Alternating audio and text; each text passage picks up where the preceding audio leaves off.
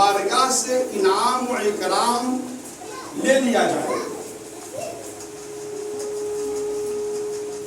چونکہ جو انسان مسلمان مومن احکام خداوندی کے مطابق حکم خدا کے مطابق شب و روز دن و رات ایک کر اللہ کی تعریف اور اس کے ذکر میں یوں گزار دیا کہ دن کو دن نہ رات کو رات نہ سمجھا، بھوک اور پیاس انسان کو تڑپاتی رہی، انسان کبھی پیاس سے اور کبھی بھوک کے خاطر لرزتا رہا. جب جب اسے خیال آتا کہ میں اپنے حلقوم میں پانی کا 2 بوند ڈال لوں تو فوراً یہ خیال آتا کہ اللہ کا حکم ہے اسے مت ہاتھ لگاؤ. مومن اسے چھوڑ دیتا، مسلمان اسے چھوڑ دیتا. کیوں؟ اس لیے کہ حکم خداوندی ہے، اللہ کا حکم ہے. اب اللہ کا حکم تھا، مال جائز ہے، پانی جائز ہے، ساری چیز جو حلال کیا ہوا ہے ہمارے پاس موجود ہے، لیکن ہم اسے ہاتھ نہیں لگاتے اس لیے کہ اللہ کا حکم نہیں. اور جب اللہ کا حکم ہوا تو پھر ہم اسے کھاتے ہیں، پیتے ہیں. اصل مومن اور مسلمان کی یہی پہچان ہے کہ ہما وقت شب و روز دن و رات ہر ساعت اور ہر منٹ اللہ کی رضا کے لیے اپنے آپ کو وقف کر دیا. اصل مومن کی پہچان وہی ہے، اصل مسلمان کی پہچان وہی ہے جو اللہ کی رضا کے خاطر، رب کی رضا کے خاطر، خدا کے رضا کی خاطر انسان پانی کو چھوڑ دیا، ہر وہ حلال کردہ چیز کو چھوڑ دیا.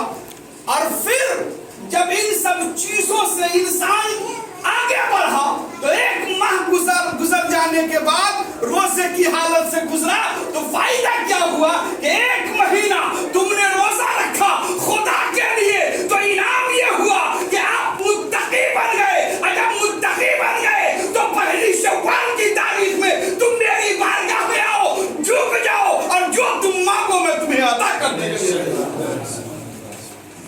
مطلب میرے بندو، تیرا کیا ہوا ضائع نہیں جانے والا، تیرا کیا ہوا ضائع نہیں جانے والا. ہم اور آپ کو یہ خیال ہوتا ہے کہ رمضان شریف کا مہینہ ہے، ہمیں کام کرنا ہے، بچوں کو پالنا ہے، اس کی پرورش کرنی ہے، میں روزہ کیسے رہوں؟ بہت سارے لوگوں کا یہ خیال ہوتا ہے میں کام کرنے والا آدمی ہوں، باہر نہ جاؤں تو روزہ نہیں رکھ سکتا ہوں، یہ نہیں کر سکتا ہوں، وہ نہیں کر سکتا ہوں. ہمارے اسلاف ایسے ایسے گزرے ہیں کہ دن میں وہ کھیتی اور کسانی کیا کرتے تھے، ہل چلایا کرتے تھے، پھر بھی آپ روزے سے رہا کرتے تھے. حضرت امام اعظم ابو حنیفہ کی تاریخ پڑھیے، حضرت امام شافعی کو پڑھیے، حضرت امام محمد کو پڑھیے، حضرت امام احمد بن حنبل کو پڑھیے، دیگر جو ہمارے اسلاف گزرے. جب ان کو پڑھیے گا تو پتہ چلے گا کہ واقعی روزے کی جو اہمیت ہے اللہ نے ہمیں عنایت کی ہے. ایسی نعمت نہ ہمیں ملنے والی ہے، کیونکہ یہ ایسی نعمت ہے جو آدم کے زمانے میں بھی ہے، نوح کے زمانے میں بھی ہے، شیش کے زمانے میں بھی ہے، یعقوب کے زمانے میں بھی ہے. 1,24,000 کم و بیش جو پیغمبر تشریف لائے سبوں کے زمانے میں رہا، لیکن جو مصطفیٰ کو ملا سب سے الگ ہٹ کے ملا. آخر کیوں ملا؟ کوئی 40 دن، کوئی 3 دن، کوئی کچھ، لیکن میرے بندو تمہیں 40 دن نہیں، تمہیں 30 دن 3 دن نہیں، تم پورا 30 دن روزہ رکھو گے. جب ہم ان سب کام سے فارغ ہوتے تو آج کی جو تاریخ ہے، آج کا جو دن ہے، رات میں شب بیداری، دن میں روزہ، یہ اصل ہے کیا؟ عید کا مفہوم ہے کیا؟ لفظ عید خوشی، مبارکبادی، نیا کپڑا، یہ عید ہے کیا؟ بہترین زیب و زینت کیا ہوا چہرہ، اسی کا نام عید ہے؟ نہ، عید اس کا نام نہیں، بلکہ عید تو اس کا نام ہے کہ اللہ راضی ہو اور مصطفیٰ خوش ہو۔ عید اس کی ہے۔ ہمارے اور آپ کے ذہن میں یہ ہے کہ ہم لوگ بہترین کپڑا، یہ عید کو بھی لوگ کپڑے والا بنا دیا، اچھا کھانا۔ اصل عید جب حضور سرور کائنات صلی اللہ تعالی علیہ وسلم جنگ بدر سے واپس تشریف لائے تو دیکھا کہ کچھ لوگ خوشی منا رہے ہیں۔ میرے آقا نے فرمایا یہ کیسی خوشی ہے؟ لوگوں نے کہا حضور سال میں 2 مرتبہ لوگ خوشیاں مناتے ہیں، ڈھول تاشے سے، وغیرہ سے۔ پیارے آقا جناب محمد رسول اللہ صلی اللہ تعالی علیہ وسلم نے ارشاد فرمایا میری امت، اے خدا کے بندے تم بھی خوشیاں منانا، لیکن ان کی طرح نہیں، ان کی طرح نہیں، بلکہ تمہارے خوشیوں کا جو مفہوم ہوگا وہ جدا ہوگا، الگ ہوگا۔ آپ دیکھیے خوشی منانے کے بہت سارے مواقع ہیں، اور مذہب اسلام کے علاوہ دیکھیں، دیگر مذاہب میں دیکھیں، لوگ خوشیاں مناتے ہیں، کہیں ناچ ہے تو کہیں تھیٹر ہے، کہیں فلاں ہے، کہیں فلاں ہے، خاتون گھر سے باہر ہے، میلہ لگا ہے، یہ وغیرہ، یہ ان کے عید منانے کا طریقہ ہے، خوشی منانے کا طریقہ ہے۔ اور مومن کے لیے اللہ کا فضل ہوا، مصطفیٰ کا احسان ہوا، اعلان کر دیا میرے بندو، میری امتیوں، تم عید اس طریقے سے نہیں مناؤ گے جو زمانے جاہلیت میں منایا جاتا تھا، عید اس طرح مناؤ گے جو مصطفیٰ جس طرح منا رہے ہیں، احمد مختار جس طرح منا رہے ہیں، جان عالمین جس طرح منا رہے ہیں۔ میرے آقا صلی اللہ تعالی علیہ وسلم آبادی سے باہر نکلے، صحابہ کرام ہیں، انہیں ساتھ لیا اور آبادی سے باہر آئے، اور آنے کے بعد 2 رکعت نمازیں پڑھی، پڑھنے کے بعد یہ اعلان فرمایا میرے امتی، میرا کلمہ پڑھنے والوں، اب تمہاری عید اسی طرح ہوگی، بولیے سبحان اللہ، تمہاری عید اسی طرح ہوگی، تم بھی اس تاریخ سے یہ چلا آ رہا ہے، ہم اور آپ عید کی خوشی مناتے ہیں۔ اب آئی بات نئے جوڑے کی، اب آئی بات خوشیاں منانے کی۔ ہمارے اور آپ کے پاس مال و زر ہے، لیکن آپ پیچھے کی طرف جائیں، 50 سال 100 سال اس کے علاوہ جائیں، ایسے اللہ کے ولی گزرے ہیں، نیک بندے گزرے ہیں جو اپنی نفس کے خاطر نہیں جیتے تھے، اپنے رب کے خاطر جیتے تھے، اپنے اللہ کے لیے جیتے تھے۔ آج اگر کوئی امیر ہو جائے، بادشاہ ہو جائے تو فخر سے اس کا سینہ چوڑا ہو جاتا ہے، میں امیر ہوں، میں فلاں ہوں، میں چلا ہوں۔ لیکن آئیے ایک ایسے بادشاہ کا ذکر میں کر دوں آپ کے سامنے، حضرت عبدالعزیز رحمت اللہ تعالی علیہ، یہ ایسے بادشاہ گزرے ہیں، دنیا پر آپ کی حکومت ہے، آپ کے قبضے میں ملکیت ہے، آپ شہنشاہ وقت ہیں، لیکن حالات کیا ہیں کہ خود کماتے تو کھانا کھاتے، خود کماتے تو کپڑا پہنتے، خود کماتے تو بچوں کی پرورش کرتے، مال جو عوام کا تھا اس کو ضائع نہیں کرتے۔ عید کا دن ہے، بادشاہ وقت حضرت عبدالعزیز رحمت اللہ تعالی علیہ کی شہزادی بچی آئی، اور آنے کے بعد کہتی حضور ابا جی آج عید کا، کل عید کا دن ہے، سارے لوگ نئے نئے کپڑے پہنیں گے ابا میرے پاس جوڑے نہیں ہوئے، اے بابا میرے پاس جوڑے نہیں ہیں، ذرا جوڑے کا انتظام کر دیجیے، بابا کپڑے کا انتظام کر دیجیے۔ ہم اور آپ ہوتے واقعی سینہ پھٹ جاتا، بول رہی ہے بچے بادشاہ تھے لیکن دل تو وہی ہے جو ہمارے اولاد کے اندر ہے۔ بادشاہ کا پھر دل لرز گیا، کانپ گیا، بچی کہہ رہی ہے، فوراً اپنے خازن کو بلایا، اپنے خزانچی کو بلا کر کہا اے خدا کے بندے سنو، میرے پاس تو کچھ نہیں ہے، اگر تو مجھ پہ رحم کر تو ایک ماہ کی تنخواہ پہلے ہمیں دے۔ پتا ہے ہم کہیں کام کرتے ہیں تو کہتے ہیں پیسہ ختم ہو گیا، آپ کا ایسا کیجئے کہ ایکسٹرا ایک ماہ کا کچھ رقم جو مہینہ ہمارا ہوتا ہے وہ ہم کو دے دیجئے تاکہ ہم عید منا لیں، خوشی منا لیں، وغیرہ کیا عموماً ہوتا ہے۔ شاہ عبدالعزیز رحمت اللہ علیہ نے فرمایا حضور، اے خازن سے کہا اے خازن تم ایک مہینے کی تنخواہ مجھے پہلے دے دو۔ خازن بھی کتنا دیندار رہا ہوگا، کتنا اللہ کا محبوب بندہ رہا ہوگا، بادشاہ خوف نہیں کیا، کچھ نہیں مانگا۔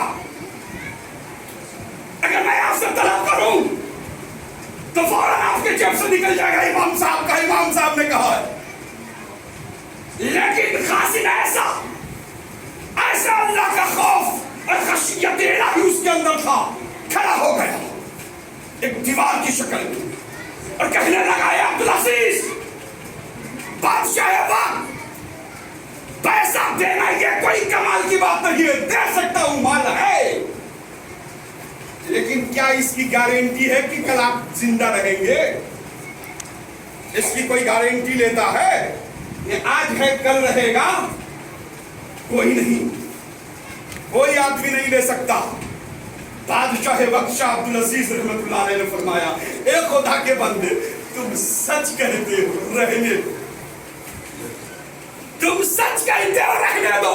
مطلب یہ ہے کہ زندگی کا کوئی ٹھکانہ نہیں ہے، آج ہے کل نہ ہو، تو وہ رقم جو میں نے لی ہے اب وہ رقم میرا قرض بن جائے گا اور خدا مجھ سے پوچھے گا، ہو سکتا ہے اس کی وجہ سے ہمارے اعمال میں کمی ہو جائے، ہو سکتا ہے اس کی وجہ سے ہماری نیکیوں میں کمی ہو جائے، تو یہ وقت ایسا تھا اور آج کا وقت ایسا ہے، حرام ہو حلال ہو چاہے جیسا ہو مال ہو۔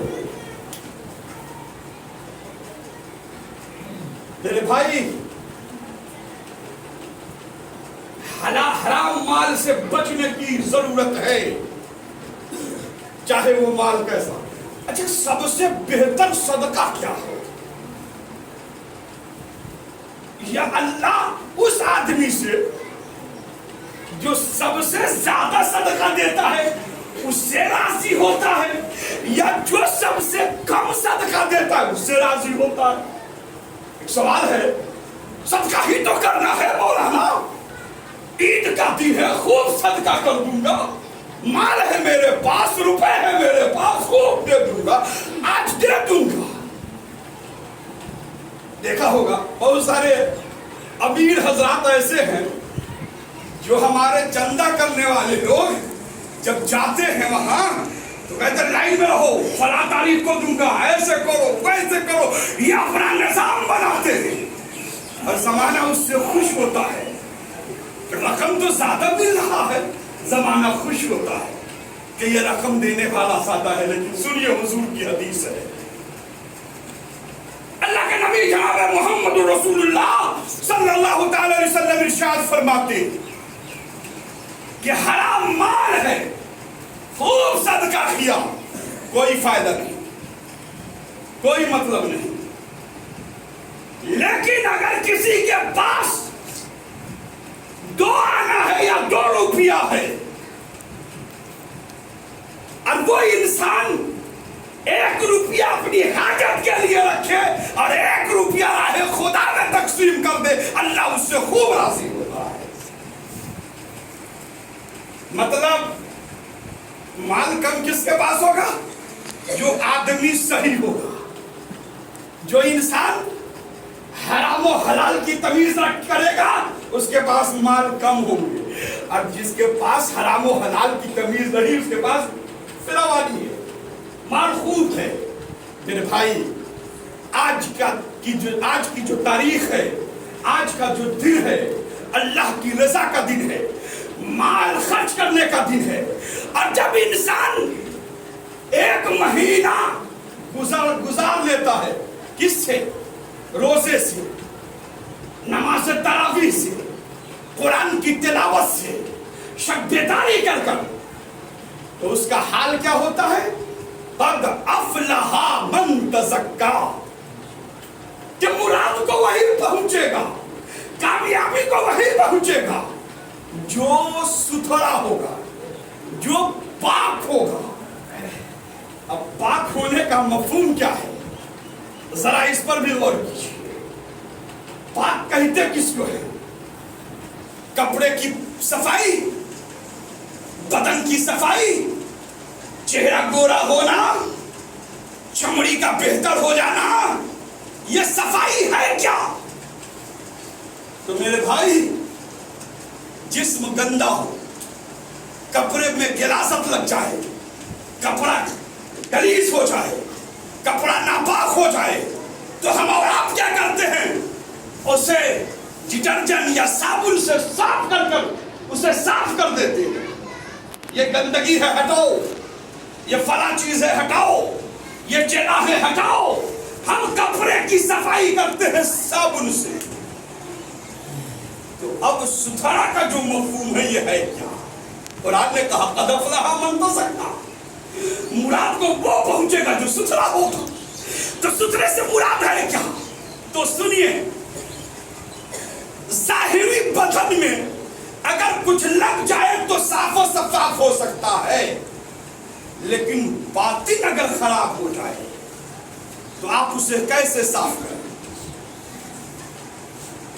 اے بھائی ایک چیز میں دیتا ہوں، جب انسان تیار ہو رہا تھا، آدم علیہ السلام کو بنایا گیا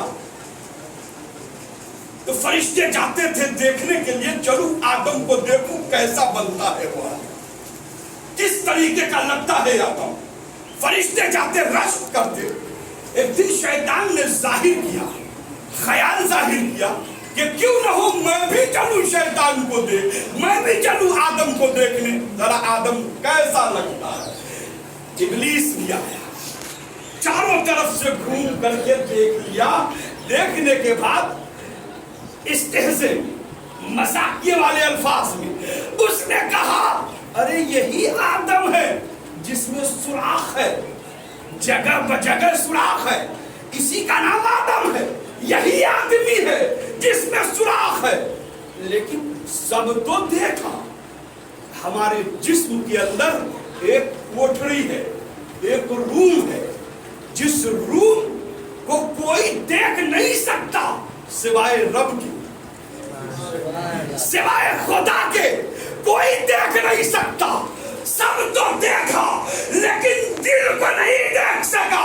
شیطان کہہ اٹھا اے فرشتوں کی جماعت، سب تو دیکھا ہر جگہ سوراخ ہے، لیکن آدم میں ایک جگہ ہے جو بند کوٹری ہے، جو بند جگہ ہے، اسے کوئی دیکھ نہیں رہا ہے۔ کاش اگر وہی صحیح ہوا تو پورا آدم صحیح ہوگا، پورا جسم صحیح ہوگا۔ مطلب ہمارے جسم میں ایک دل ہے، بولیے سبحان اللہ، سبحان اللہ۔ ہمارے جسم میں ایک دل ہے جو زندہ ہے، ہم زندہ ہیں۔ اس کا کام کیا ہے؟ خون کو باہر نکالنا، اندر کرنا، یہ اس کا کام ہے۔ یہ دل کی صفائی کیسے ہوگی؟ اس میں جھاڑو کو مار نہیں سکتے، اس میں تو صابن لگا نہیں سکتے، اس میں دیگر چیز استعمال تو نہیں کر سکتے، پھر اس دل کی صفائی کیسے ہوگی؟ تو یاد رکھو اس دل کی صفائی، اس دل کی صفائی لا الہ الا اللہ کہہ کر کے صفائی ہوگی۔ مطلب یہ ہے کہ ہر مومن یہ خیال کرے کہ خدا کے سوا، رب کے سوا کوئی معبود نہیں ہے، وہی خدا ہے جو زندگی بھی دیتا ہے، وہی خدا ہے جو موت بھی دیتا ہے۔ اور जब वो दिल साफ हो गया, वो दिल पाक हो गया, तब मोमिन मुकम्मल हुआ। अब इनामात व इकरामात की बारिशें होंगी। आज की जो तारीख है इनाम की तारीख है। मेरे बंदो, अल्लाह फरमाता है, फरिश्ते आते हैं और कहते हैं, ए खुदा के बंदो, आज रब से जो मांगना है मांग लो, जो मांगना है मांग लो, माल मांगना है माल मांग लो, दौलतें मांगनी है मांग लो, रुपया मांगना है मांग लो। अरे खुदा के बंदो, तुम्हें दीन मांगना है मांग लो, ईमान मांगना है मांग लो, जन्नतें मांगनी है मांग लो। ए खुदा के बंदो, रब से आज जो उम्मीद करोगे खुदा देने के लिए तैयार है। अल्लाह तबारक व तआला हमें इनाम से नवाज रहा है, बस बंदा ले कैसे। तो सुनिए, आज की जो तारीख है, आज की तारीख में हमें लेना भी है और अपने मोहल्ले कुर्बो जवार और मिल्लत इस्लामिया और मुसलमान जहां परेशान हाल है, हम उसकी परेशानी को भी दूर करेंगे। अगर किसी के पास माल नहीं है, हम माल भी पहुंचाएंगे। अगर कोई कमजोर है, मासूर है, वो आ नहीं सकता है, हम उसके पास भी जाएंगे। अगर कोई इंसान अपने रब से ये ख्वाहिश जाहिर करता है, अगर तलब करता है कि मौला तो हमसे राजी हो, तो हमारे पास मुस्तफा जाने रहमत की शरीयत मौजूद है और ये ऐलान कर रही है, ए लोगों, खुदा की रज़ा इसमें है। जो मुस्तफा ने जो काम किया है तुम करते चलो, जो मुस्तफा ने बताया है तुम करते चलो। मतलब ये है कि खुदा के बंदो, अल्लाह का हुक्म है, तुम इबादत करो, इबादत किया है, अल्लाह का हुक्म है। तरावी पढ़ो, तुमने पढ़ी है, अल्लाह का हुक्म है। नवाफिल पढ़ो, तुमने पढ़ी है, अल्लाह का हुक्म है। कुरान की तिलावत करो, तुमने की है, अल्लाह का हुक्म है। कुरान सुनो, आपने सुनी है, सुना है कुरान। अब आइए, जब आपने इन तमाम चीजों को अदा कर लिया, तो आज के दिन अल्लाह फरमाता है, मेरे बंदो, जब तुमने इन सब चीजों को मुकम्मल कर लिया, तो आओ मेरी बारगाह में 2 रकात नमाज पढ़ो और फिर तुम मुझसे जो उम्मीद करोगे मैं दे रहा हूं।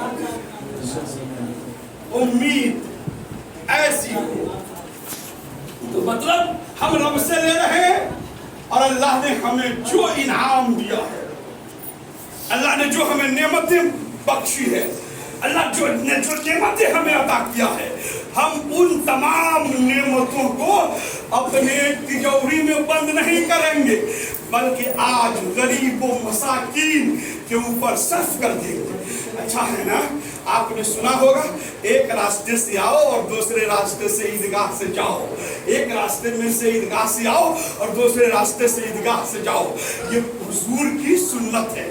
बोलिए हुजूर की सुन्नत है, यानी एक रास्ते से जाना और एक रास्ते से फिर आना पलट कर, ये हुजूर की सुन्नत है। आखिर क्यों, वजह क्या है?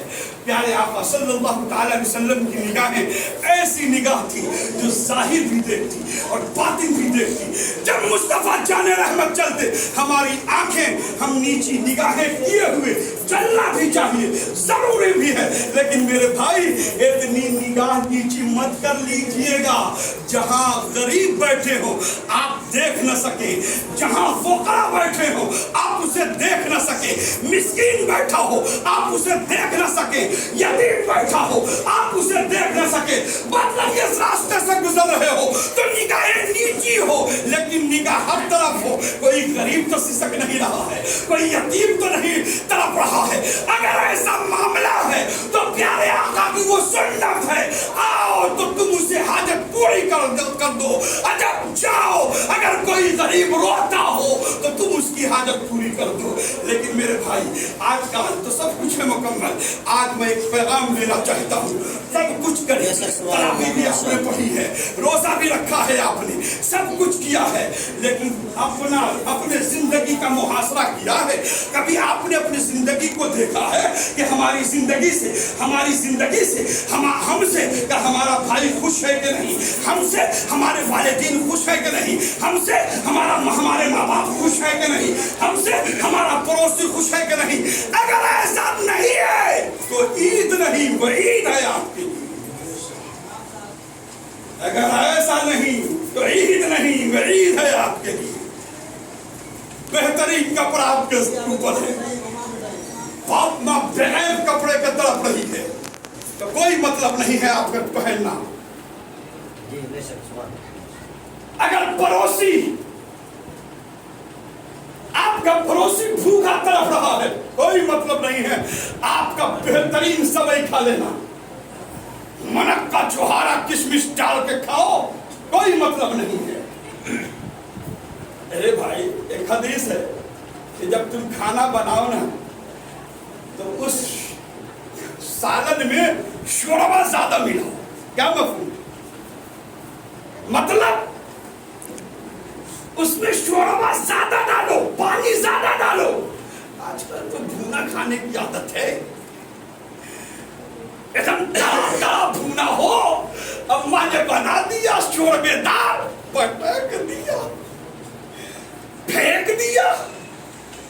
ارے یہ پانی والا کیا بنائی ہے؟ اب میں نے کہا بیٹا حضور کا فرمان ہے, مصطفیٰ فرماتے ہیں کہ جب سالن بناؤ تو شوربا زیادہ ڈالو, شوربا زیادہ ڈالو. کیا مفہوم ہے؟ یہ حضور کا یہ مقصد نہیں ہے کہ آپ کو پانی والا کھلایا جائے. اگر اللہ نے طاقت و قوت دی ہے, مال و زر دیا ہے, نعمتوں سے نوازا ہے, تو بہترین بھونا کھاؤ, زیادہ بناؤ, اپنے پڑوسی کو بھی دے دیا, اپنے اگل بغل والے کو بھی دے دیا کرو. اور زیادہ شوربا کا یہی مطلب ہے کہ زیادہ شوربا ڈالو, تمہارے بھونے کی خوشبو کہیں پڑوس میں چلا جائے اور اس خوشبو سے اس کا دل لرزنے لگے, کانپنے لگے, اور اس کے پاس نہ ہو تو اپنے بچوں کو وہ کیا کہے گا, اپنے بچوں کو وہ کیسے صبر دے گا. میرے بھائی, اس لیے مصطفیٰ نے کہا, مصطفیٰ جان رحمت صلی اللہ تعالی وسلم نے کہا, اے میری امت شوربے میں پانی ملا دیا کرو, سالن میں پانی ملا دیا کرو, اور پھر اس میں سے کچھ نکال کر اپنے اڑوس پڑوس میں بھی دے دیا کرو, تقسیم کر دیا کرو. میرے بھائی, جہاں آپ کھاتے ہیں اپنے پڑوسی کا ضرور خیال رکھیے گا. جہاں آپ اچھا کپڑا پہنتے ہیں, اگر آپ کے ماں باپ آپ سے الگ ہیں تو کیا ہو؟ میرے بھائی, باپ الگ ہی ہے نا, کیا ہو گئے؟ باپ باپ ہے نا. سب رشتے بدل سکتے ہیں, لیکن باپ اور ماں کا جو رشتہ ہے وہ ہمیشہ برقرار رہتا ہے. تاریخ اٹھائیے, پڑھیے, مسلمان ہونے والے مسلمان ہو رہے ہیں, کنورٹ ہوئے مسلمان, آ گئے مسلمان. ابا کا نام کیا ہے؟ تو فلاں کمار, فلاں کمار, فلاں کمار. مطلب اس وقت بھی یہ کمار کا مسئلہ یہ ہے کہ تم کنورٹ ہوئے ہو, تمہارے ابا کنورٹ نہیں ہوئے, وہ قدر نہیں. مطلب باپ باپ ہے, آپ اس کی قدر کریں چاہے الگ ہو, کمزور ہو, نہیں بھلا کرو. باپ باپ ہے, ماں ماں ہے, آپ اس کی قدر کریں. اچھا, یہ معانقہ, یہ مصافحہ کا جو ہمارے یہاں دستور ہے, یہ کیوں ہے؟ حضور سرور کائنات صلی اللہ علیہ وسلم نماز عید کے بعد صحابی رسول صلی اللہ علیہ وسلم فرمایا, اے صحابی آؤ. کوئی ہاتھ چوم رہا ہے حضور کی بارگاہ میں, کوئی کچھ.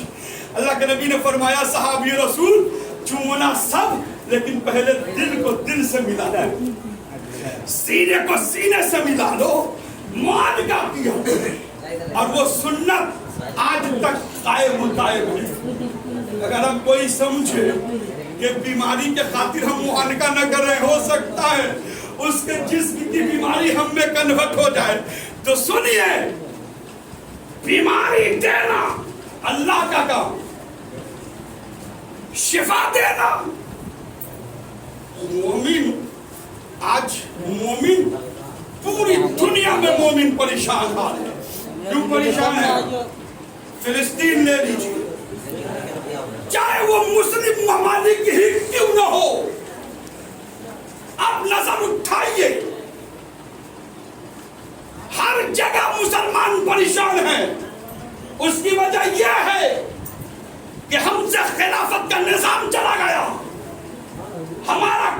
रहबर नहीं, हमारा कोई मोनिस नहीं। और उसकी सबसे बड़ी वजह यह है कि हमारा ईमान कमजोर हो गया, अपने रब से ईमान उठ गया। दिखावे के लिए मुसलमान हैं, खाने के लिए मुसलमान हैं, सबके लिए मुसलमान हैं, लेकिन जो अकीदत मोहब्बत अपने खुदा से होनी चाहिए आज नहीं है। फला मार देगा तो आप समझते हैं कि फला मार देगा, लेकिन यह ख्याल नहीं आता कि फला मार नहीं सकता जब तक खुदा ना चाहे, अल्लाह ना चाहे, रब ना चाहे। यानी जिंदगी पर भी अल्लाह का कब्जा और मौत पर भी अल्लाह का कब्जा। क्यों? इसलिए कुरान खुद कह रहा है, इन्नल्लाह अला कुल्ली शैइन कदीर। हर चीज पर अल्लाह की कुदरत है, अल्लाह का इख्तियार है, उसकी पकड़ है। मेरे भाई, आपसे गुजारिश है, आज हम और आप इकट्ठा हुए हैं, अगर कोई आदमी फितरा अदा नहीं किया, सदका अदा नहीं किया, तो वो सदका और फितरा अदा करे, और फितरा और सदका अदा करके अपने जिस्म को पाक कर ले, अपने ईमान में ताजगी पैदा कर ले। और ज़कात देने का भी हुक्म है। बहुत सारे लोग तो समझते हैं कि ये टैक्स है, और हमारे यहाँ ये ज़कात है। बजाते खुद टैक्स का मफहूम एक अलग है और ज़कात का मफहूम एक अलग है। माल की ज़कात आप निकाले, यूं समझ लीजिए चंद जुमले में कि माल की ज़कात निकाल लीजिए, माल पाको साफ। फितरा और सदका ये दोनों एक ही चीज है, सिर्फ फर्क नाम का है। तो मतलब यह है कि हर आदमी आज सुबह तक जो बच्चा पैदा हुआ, या वो छोटा हो या बड़ा, गुलाम हो या आजाद, नाबीना हो चाहे अच्छा, अपाहिज हो या तंदुरुस्त, सबके ऊपर वाजिब है कि वो फितरा निकाले। तो पहले निकालने का मफहूम ये है कि आप उसको पहले अदा कीजिए, ताकि हमारे गरीब मसाकीन जो आपके नजदीक जरूरतमंद आते हैं उनकी जरूरत पूरी हो जाए। और अगर आपने नहीं निकाला है तो ईद की नमाज पढ़ करके फौरन निकाल दीजिए।